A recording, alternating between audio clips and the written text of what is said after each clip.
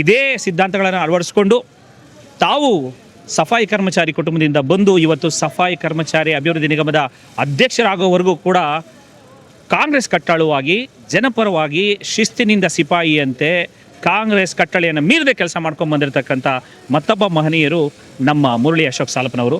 ಅವರು ಈ ಕಾರ್ಯಕ್ರಮಕ್ಕೆ ಬಂದು ಎಲ್ಲ ಸಿದ್ಧತೆಗಳನ್ನು ನೋಡ್ತಾ ಇದ್ದಾರೆ ಹಿರಿಯರೊಂದಿಗೆ. ಬನ್ನಿ ಅವ್ರನ್ನ ಮಾತನಾಡಿಸಿ ಇವತ್ತಿನ ಅವರ ಪಾಲ್ಗೊಳ್ಳುವಿಕೆ ಮತ್ತು ನಾಳಿನ ಕಾರ್ಯಕ್ರಮಕ್ಕೆ ಅವರ ಜವಾಬ್ದಾರಿಗಳು, ಅವರ ಕರ್ತವ್ಯಗಳು ಹೇಗೆ ನಿಭಾಯಿಸಿದೆ ಮತ್ತು ಜನರ ಅಭಿಪ್ರಾಯಕ್ಕೆ ಹೇಗೆ ಅವ್ರು ಸ್ಪಂದಿಸ್ತಾ ಇದ್ದಾರೆ ಅನ್ನೋದನ್ನು ಕೇಳಿ ತಿಳ್ಕೊಳ್ಳೋಣ. ಸರ್ ನಮಸ್ಕಾರ. ನಮಸ್ಕಾರ. ಮೊದಲನೇದಾಗಿ ತಮಗೆ ಅಭಿನಂದನೆಗಳು.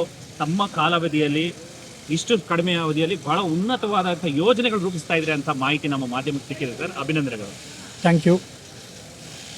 ಕರ್ನಾಟಕ ಪ್ರದೇಶ ಕಾಂಗ್ರೆಸ್ ಸಮಿತಿಯ ನೂತನವಾಗಿ ಅಧ್ಯಕ್ಷರಾಗಿರ್ತಕ್ಕಂತಹ ಸನ್ಮಾನ್ಯ ಶ್ರೀ ಬಿ ಕೆ ಹರಿಪ್ರಸಾದ್ ಸಾಹೇಬರು ನಾಳೆ ಬೆಳಗ್ಗೆ 11 ಗಂಟೆಗೆ ಪದಗ್ರಹಣ ಕಾರ್ಯಕ್ರಮವನ್ನು ಮಾಡೋ ಮುಖಾಂತರ ಕಾಂಗ್ರೆಸ್ಸಿಗೆ 2028ರ ಚುನಾವಣೆಯ ಪ್ರಾರಂಭ ಅಂಥೇಳಿ ಏನು ಶಂಕನಾದ ಆ ಮುಖಾಂತರವಾಗಿ ಅವರು ಪದಗ್ರಹಣ ಮಾಡಿ 2028ರಲ್ಲಿ ಮತ್ತೊಮ್ಮೆ ಕಾಂಗ್ರೆಸ್ಸು ಅಧಿಕಾರಕ್ಕೆ ಬರ್ತಕ್ಕಂಥದ್ದಕ್ಕೆ ಶತಸಿದ್ಧ ಅಂಥೇಳಿ ಈ ಸಂದರ್ಭದಲ್ಲಿ ಹೇಳೋದಕ್ಕೆ ಬಯಸ್ತೇನೆ. ಹಾಗೆ ನಮ್ಮ ರಾಜ್ಯದ ಮುಖ್ಯಮಂತ್ರಿಗಳಾದಂತಹ ಡಿ ಕೆ ಶಿವಕುಮಾರ್ ಸಾಹೇಬರು ಸತತವಾಗಿ 7-8 ವರ್ಷಗಳ ಕಾಲ ಕಾಂಗ್ರೆಸ್ ಪಕ್ಷದ ಅಧ್ಯಕ್ಷರಾಗಿ ಕಾಂಗ್ರೆಸ್ ಪಕ್ಷದಲ್ಲಿ ಶಿಸ್ತು, ಸಂಯಮ ಅಂತಂದರೆ ಖುದ್ದು ಅವರೇ ಆಚರಣೆ ಮಾಡಿ ನಂತರ ಕಾರ್ಯಕರ್ತರಿಗೆ ಅದನ್ನು ತೋರಿಸ್ಕೊಟ್ಟಿದ್ದಾರೆ.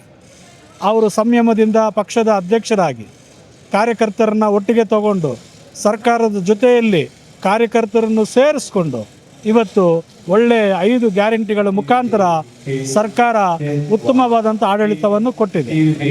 ಹಾಗೆಯೇ ಅವರ ಸಂಯಮ ಪಾಲಿಸಿ ಇವತ್ತು ಅವರು ಮುಖ್ಯಮಂತ್ರಿ ಸ್ಥಾನದಲ್ಲಿ ಕೂತಿದ್ದಾರೆ. ಅವರಿಗೆ ಅಭಿನಂದನೆಗಳು ಸಲ್ಲಿಸ್ತೇನೆ.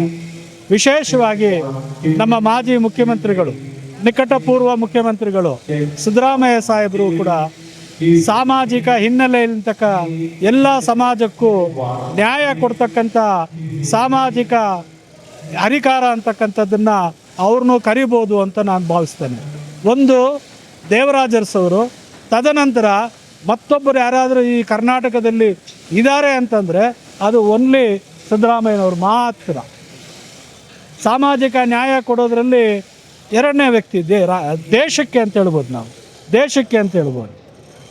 ಅವರ ಮಾರ್ಗದರ್ಶನ, ಮುಖ್ಯಮಂತ್ರಿಗಳ ಸಂಯಮ, ಹರಿಪ್ರಸಾದ್ ಸಾಹೇಬ್ರ ಅಧ್ಯಕ್ಷತೆಯಲ್ಲಿ ಎಲ್ಲರೂ ಕೂಡ ಎಲ್ಲ ಸಮಾನ ನಾಯಕರುಗಳು ಸೇರಿ ಮುಂದಿನ ಚುನಾವಣೆಯಲ್ಲಿ 28ರಲ್ಲಿ ಕಾಂಗ್ರೆಸ್ ಅಧಿಕಾರಕ್ಕೆ ಬರ್ತದೆ.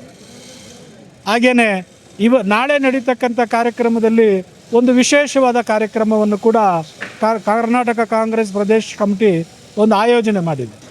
ಹೌದು, ಏನು ಅಂತಂದರೆ 2023ರ ಚುನಾವಣೆ ಸಂದರ್ಭದಲ್ಲಿ ರಾಹುಲ್ ಗಾಂಧೀಜಿಯವರು ಪೌರ ಕಾರ್ಮಿಕರೊಂದಿಗೆ ಸಂವಾದ ಅಂತಕ್ಕಂಥದ್ದನ್ನು ಮಾಡಿ ಪೌರ ಕಾರ್ಮಿಕರನ್ನ ಹತ್ತಿರಕ್ಕೆ ತಗೊಂಡು ಅವರ ಕುಂದುಕೊರತೆಗಳನ್ನೆಲ್ಲ ಕೂಡ ಕೇಳಿಸ್ಕೊಂಡು ಪ್ರಣಾಳಿಕೆಯಲ್ಲಿ ಕೊಟ್ಟು ಅದನ್ನು ಸರ್ಕಾರ ಜಾರಿ ಬರೋ ರೀತಿ ಆಯಿತು.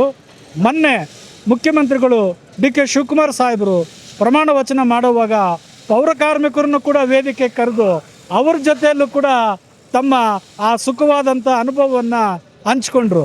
ಹಾಗೆಯೇ ಈಗ ಬಿ ಕೆ ಹರಿಪ್ರಸಾದ್ ಸಾಹೇಬರು ಕೂಡ KPCC ಅಧ್ಯಕ್ಷರಾಗ್ತಕ್ಕಂಥ ಈ ಸುಸಂದರ್ಭದಲ್ಲಿ ಅವರು ಕೂಡ ಪೌರ ಕಾರ್ಮಿಕರನ್ನು ವೇದಿಕೆಯಲ್ಲಿ ಕೂರಿಸ್ಕೊಂಡು ಅವ್ರ ಜೊತೆಯಲ್ಲಿ ನಾವು, ನಮ್ಮ ಜೊತೆಯಲ್ಲಿ ನೀವು ಅಂತಕ್ಕಂಥ ಭಾವನೆಯನ್ನು ಮೂಡಿಸಿ ಕಾರ್ಯಕ್ರಮ ಮಾಡ್ತಾ ಇದ್ದಾರೆ. ಈ ನಾಳೆ ಕಾರ್ಯಕ್ರಮಕ್ಕೆ ಬೆಂಗಳೂರು ನಗರದಲ್ಲಿರ್ತಕ್ಕಂತಹ ಸರಿಸುಮಾರು 1,500 ಅಷ್ಟು ಸಫಾಯಿ ಕರ್ಮಚಾರಿಗಳು ಈ ಕಾರ್ಯಕ್ರಮದಲ್ಲಿ ಭಾಗವಹಿಸ್ತಾ ಇದ್ದಾರೆ. ನಾವೆಲ್ಲ ಕೂಡ ಕಾಂಗ್ರೆಸ್ ಪಕ್ಷದ ಒಟ್ಟಿಗಿದ್ದೇವೆ.